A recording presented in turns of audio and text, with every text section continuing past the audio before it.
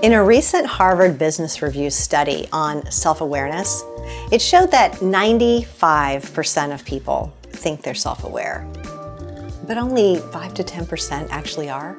I don't know. I know in your mind you're one of those 5 and 10%. Me too. But what if we're not? What if we're in the 90 to 95%? How do we become more self-aware? Before we get too far into this video, subscribe, like, share it with your friends. It really helps me out. Self-awareness, although not really talked about, is probably one of the most important leadership skills. So how do you develop it? It seems like maybe some people have it, some people don't, but it's something that we can actually work on, we can actually develop. We can't develop it though in a vacuum. It's best developed around other people, in community, with teams, with family, with other people around, because we can't always see what we can't see. We can't see our own faces, the reality is. I can't even see what my face looks like right now. You know more about my face than I do. So it's very much like that with our self-awareness, our awareness of how we come across, who we are, what we like, what we prefer.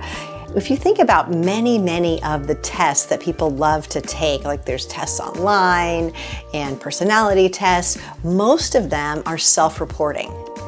But if I'm not very self-aware and I'm self-reporting into a test, then by definition, those results are going to be skewed somehow. For example, if I think that I am a really outgoing, laid-back person, and that's my self-perception, but other people would say, no, you are not. You are not laid back at all. Actually, you're very intense. It's not going to show up on the test because I'm going to assess myself as laid back. You see how that works? Tasha Eurich, in her book Insight, talks a lot about this phenomenon. Check her book out because it's really good. But one of the things she says is the way that we receive feedback has a lot to do with whether we are developing our self-awareness or not. Now, how do you receive feedback? Are you open to it? Do you not like it? Do you find yourself immediately defensive or pushing back on something because you don't see it about yourself? And when you get feedback, what do you hear it as? Do you hear it as support, encouragement? Do you hear it as an attack? Does the word feedback itself already make your heart race and you start to sweat a little bit because there's a connotation in your mind that feedback equals something bad, something about myself that I don't want to see. If it's something that other people see and you can't see it, I wonder if it could be helpful to see. Maybe that would be something to elevate your self-awareness. If you hear the same thing over and over again from different people, that could be a clue. That's something for you to listen to pay attention to. It's not your identity.